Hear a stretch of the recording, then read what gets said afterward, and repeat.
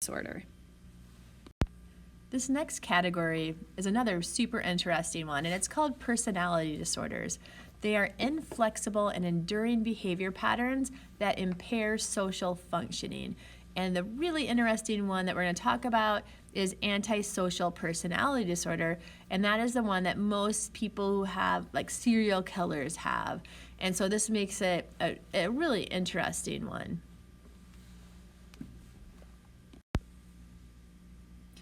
If you were actually responsible for learning all of the different personality disorders, you would see that the DSM lists a lot of them. They really are categorized into three different parts, three different clusters. The first group of personality disorders includes ones that are filled with anxiety. So fearful sensitivity to rejection that predisposes the withdrawn avoidant personality disorder. There's the odd or eccentric, like schizotypal personality disorder. They engage in emotionless symptoms. Then the dramatic or impulsive. So this includes borderline personality disorder, narcissistic personality disorder, and then the one we're going to focus on the most, which is antisocial personality disorder. So this is just a quick overview. All right, then here we go. Antisocial personality disorder. It is a personality disorder in which a person, usually a man, exhibits a lack of conscience for wrongdoing. So essentially they do stuff and they do not feel bad about it. That's what lacks of consciousness means. All right, even towards friends and family members, may be aggressive and ruthless, or a clever con artist. So, I mean, it could be somebody that could be identified as, having not a conscience, but it also could be somebody who fits very well within the social fabric, and it is can be more difficult to identify. They can display symptoms by age 8. Their lack of conscience becomes plain before age 15 as they begin to lie, steal, fight, or display unrestrained sexual behavior. And so this is also the disorder where you could potentially see harm to animals occur. And it can be seen in a variety of ways, but these are just some things that they see with people who have antisocial personality disorder. Yeah, you can see it's almost like on a spectrum where it can range from very mild to more severe, like that with serial killers. Yeah. So in the reading, they kind of spend some time exploring the idea that maybe there's a correlation between emotional intelligence and antisocial personality disorder. So essentially, a lack of emotional intelligence might be present in someone with this disorder.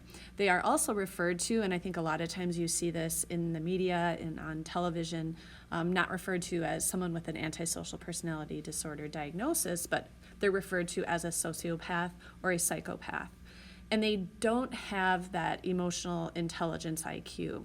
So they have a more difficult time understanding and managing and perceiving other people's emotions. And here is one example of somebody who has antisocial personality disorder. His name is Dennis Rader, known as the BTK killer in Kansas, and he was convicted in 2005 of killing 10 people over a 30-year span. Rader exhibited the extreme lack of conscience that marks antisocial personality disorder.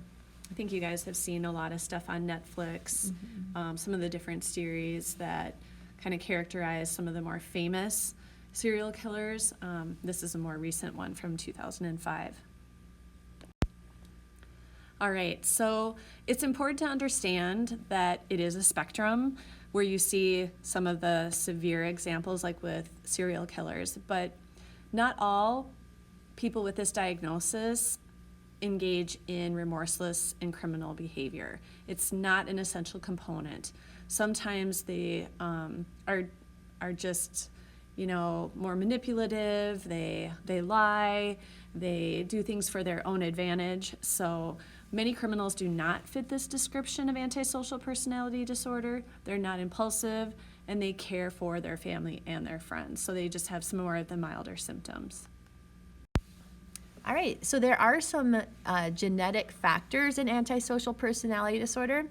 And I'll just kind of read through this. The genetic vulnerability of people with antisocial and unemotional tendencies appears as low arousal in response to threats. And so what that's saying is if they are perceiving a threat, we might, like a kind of like a normal quote person might respond, more aggressively in something like that, and they're just more chill about kind of threats, just more of a, just like Homer kind of disposition. Awaiting aversive events such as electric shocks or loud noises, they show little autonomic nervous system arousal. So they don't, start breathing more heavily or anything like that. They just are a little bit more mellow about threats. Other studies have found that preschool boys who later become aggressive or antisocial adolescents tended to be impulsive, uninhibited, unconcerned with social rewards, and low in anxiety. We've talked a lot about the brain over the course of this mental health unit and the biological factors involved. In this particular mental health disorder, researchers have found reduced activation in the frontal lobe, so lower levels of activity in the frontal lobe. You can see the brain area over on the right-hand side. So that's the part of our brain that puts brakes on impulsive behavior and aggressive behavior. And if you don't have as much activity, those responses are inhibited. All right, so some symptoms of antisocial personality disorder, like we've talked about before, they tend to lack a conscience, so they may do things and then they don't feel badly about it. It's noticeable before age 15. They begin to steal, fight, and may display unrestrained sexual behavior. They have a hard time keeping a job. They might be more irresponsible, assaultive, or otherwise criminal. They feel or fear little. They express little or no regret over violating others' rights. And as you're going to see when we post this, we're going to post a bunch of optional videos to watch that are really interesting. And so if you have more interest in this, you can watch those whenever you want. So we've included a few slides on just some famous cases. This is Jeffrey Dahmer. This one hits a little bit closer to home as he lived in Milwaukee and was well known for a lot of the different young men that he victimized and murdered between 1978 and 1991. If you want to check out the video on YouTube, I believe this is an interview between Jeffrey Dahmer and his dad. A disturbing but yet interesting example of antisocial personality disorder. Ted Bundy is the next person that we're highlighting, and again, we'll have that link available to you so you can watch this clip. He was interesting in the fact that he looked very normal. Like he appeared, people were very surprised when he actually came out as the person who did this. Women would actually be not afraid to approach him because he was very good looking and it appeared to be very safe. And so, he was very successful because of that. Also, a lot of the people he did murder all tended to be very similar in their looks as well. And so that was, an interesting kind of component to him.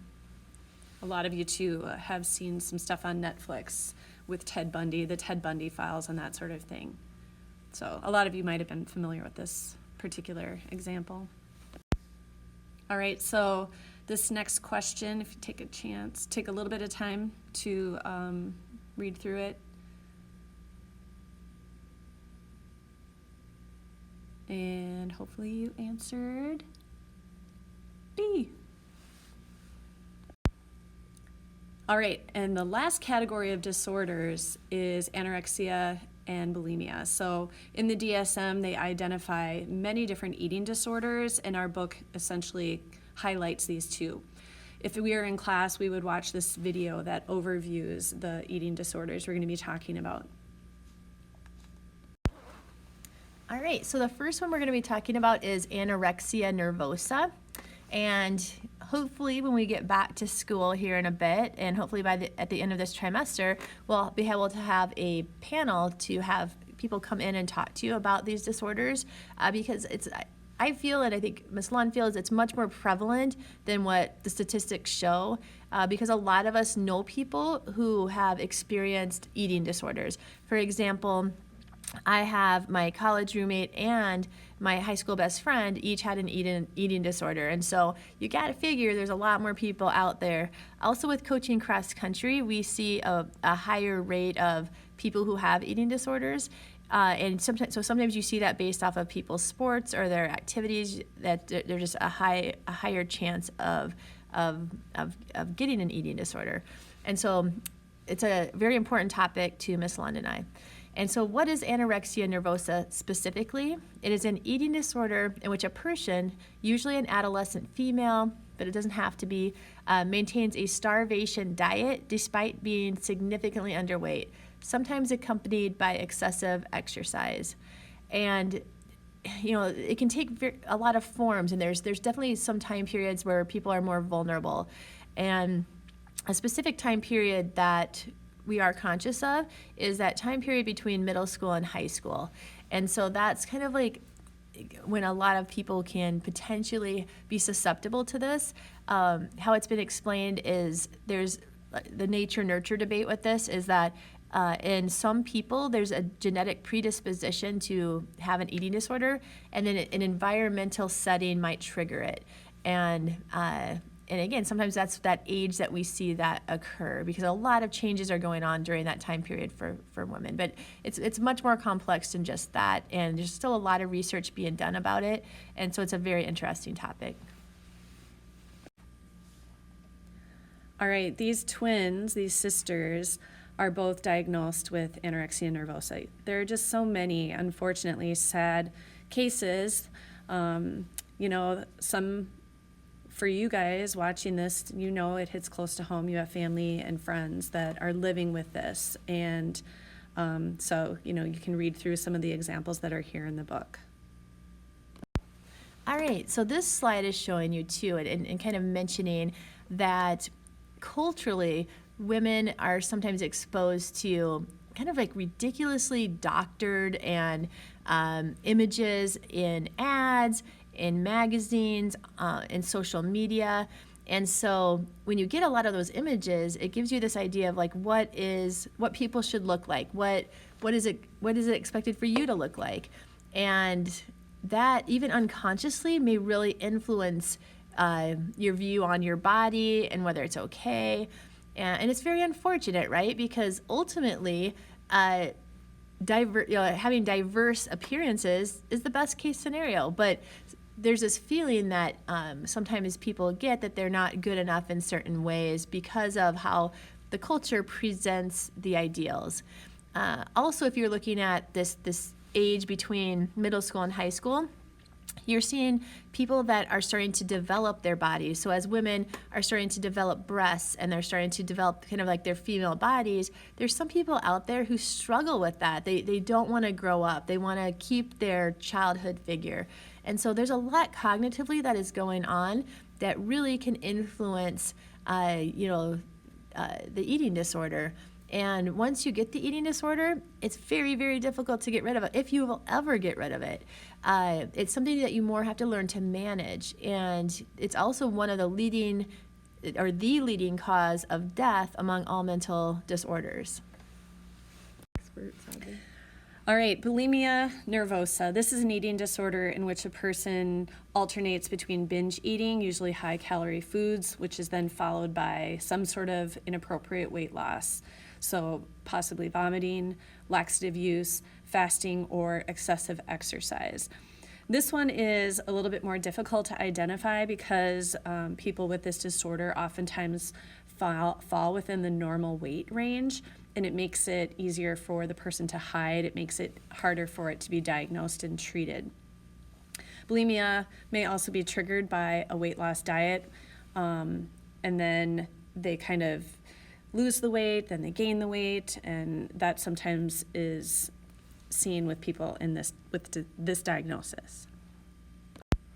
All right, this next eating disorder is called binge eating disorder.